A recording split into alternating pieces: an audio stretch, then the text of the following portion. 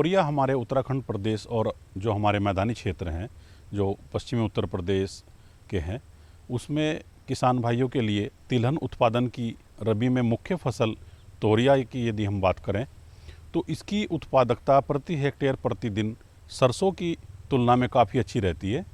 और इसका रहने का ये मुख्य कारण है कि एक तो यह कम अवधि में तैयार होता है, तो जो फसल कम अवधि में तैयार होगी यदि उसका उत्पादन कम भी रहता है तो उसकी प्रति हेक्टेयर उत्पादकता अच्छी रहती है।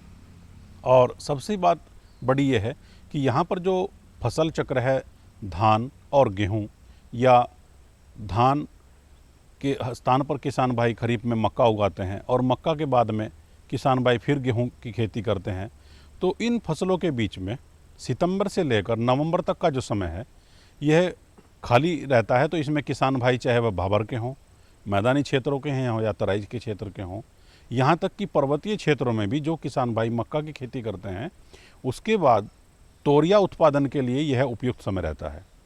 क्योंकि आप देखते होंगे कि सितंबर का प्रथम पखवाड़ा जब हो तो इसकी बुआई का ये सर्वोत्तम स्थान रहता है। आप इस समय यदि बुआई कर दें तोरिया की तो आप इसके बाद में सफलतापूर्वक गेहूं की समय से बुआई कर सकते हैं। और यह जो इसकी प्रजातियां हैं यदि उनकी बात करें तो इसमें कम से कम अवधि की जो 60 दिन में पकने वाली है, इससे लेकर 90 और 110 दिन तक की प्रजातियां हैं। तो किसान भाई आप इसको चुन सकते हैं इस हिसाब से कि जब आपकी फसल की कटाई हो और अगली फसल की बुआई का समय आपको क्या रखना है। क्योंकि इसके बाद में यदि पछेती गेहूं की बुआई करनी हो तो आपके पास पर्याप्त समय रहता है। तो ऐसे में जो है PT 303 या उत्तरा या PT 507 इसका चुनाव कर सकते हैं।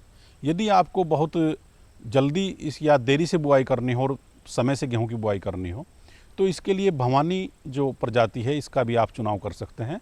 यह आपकी जो है 70 से 80 दिन में आपको ये फसल उत्पादन दे देती है।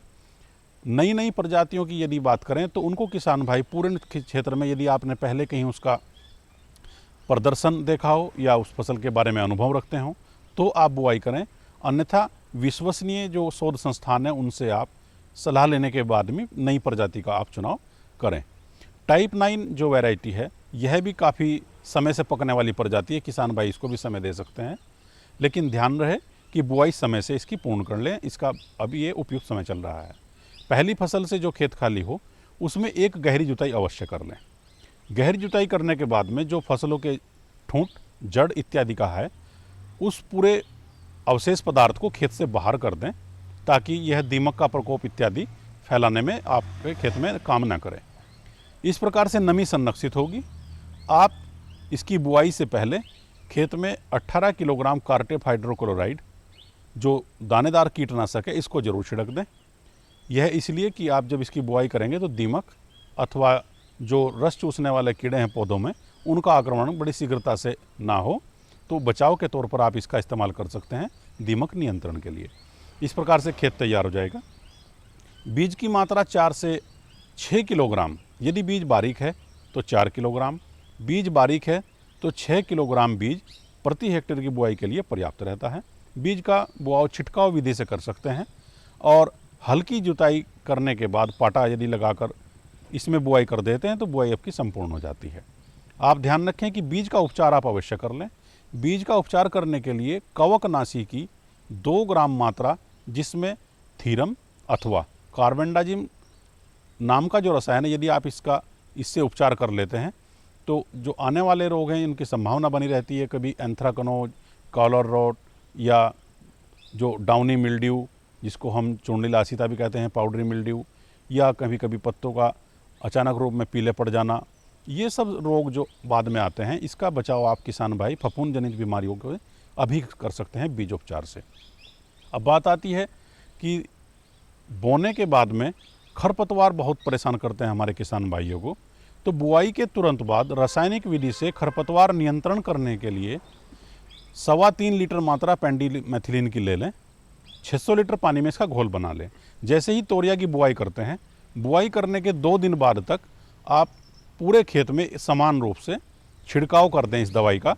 और ध्यान रहे कि छिड़काव करते समय आपको आगे ना चलने की बजाय पीछे को हटते हुए छिड़काव करना है ताकि आपका पैर दवाई किए हुए स्थान पर ना पड़े।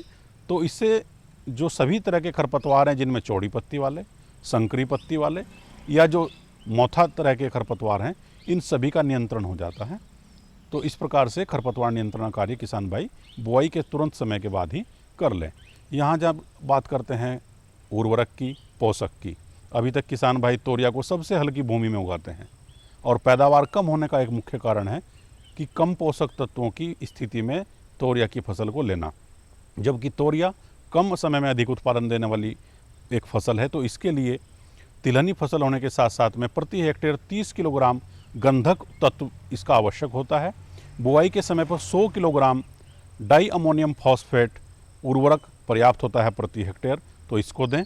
इसी के साथ में सुपर फास्फेट के साथ में यदि आप देते हैं तो अलग से गंधक प्रयोग करने की आवश्यकता नहीं रहती। तो किसान भाई ध्यान रखें, पहली निराई या गुड़ाई यदि आवश्यकता हो तो 25 दिन की अवस्था पर कर लेंगे। फूल आने से पहले, शाखाएं बनते समय पानी की खेत में कमी न रहे, ऐसी अवस्थाओं पर यदि आप पानी लगा देते हैं, यह पहली अवस्था आती है 30 दिन पर, 25 से 30 दिन के मध्य यदि आप पानी लगा दें तो 20 से लेकर 30 किलोग्राम नत्रजन प्रति हेक्टेयर पहली सिंचाई के बाद में यदि दे देते हैं तो इससे अधिक संख्या में फलियां बनेंगी, फलियों में दाने अच्छे बनेंगे और पौधे का जो संरचना है वह भी पूर्णतः विकसित होकर आपको अधिक उपज देगी। कोई भी विशेष प्रकार का कीट नियंत्रण की वैसे तो आवश्यकता नहीं है, लेकिन सामान्य अवस्था में बादल होने पर, अधिक तेज़ गर्मी होने पर कभी कभी इसमें जिसको कहते हैं सरसों का माहू कीट, उसका प्रकोप देखा जा सकता है। यदि आपको ऐसा कीट दिखाई दे तो आप रोगोर अथवा मोनोक्रोटोफास, इन 2 दवाइयों में से कोई एक रसायन का चुनाव कर लें। दोनों ही की 1 लीटर मात्रा प्रति हेक्टेयर पर्याप्त होती है सरसों के माहू कीट के नियंत्रण के लिए। बाकी दूसरे कीट की कोई समस्या इस तोरिया की फसल में नहीं होती। यदि कभी आपको नीचे के पत्तों में काले धब्बे दिखाई दें, पीला पड़ने पर पौधा मुरझाने की स्थिति में दिखाई दे या कमज़ोर दिखाई दे, तो इससे प्रकाश संश्लेषण भी नहीं कर पाता पौधा, भोजन भी नहीं बना पाता, तो पौधा कमज़ोर होने लगता है। ऐसी स्थिति में डाइथेन M45 जो फफूंदनाशक है, उसकी 2 किलोग्राम मात्रा प्रति हेक्टेयर छिड़काव करने से यह आपका नियंत्रित हो जाएगा कवक जनित बीमारी और आपकी फसल निरोगी बनी रहेगी और उत्पादन आपको अच्छा प्राप्त होगा।